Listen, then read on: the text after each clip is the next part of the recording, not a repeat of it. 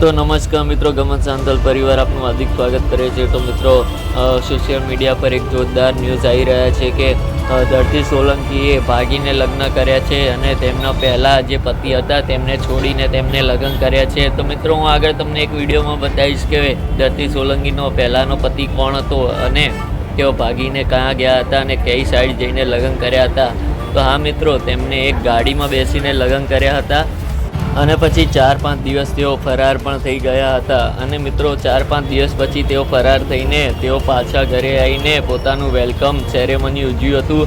તો મિત્રો પહેલો પતિ હતો તે જેઓ નહોતા ગમાડતા, એટલે તેઓ મોન્ટુ વાઘેલા જે તેઓ રિધમના ઢોલી છે અને ઓનર પણ છે, તો તેમની સાથે તેઓ ભાગી ગયા હતા।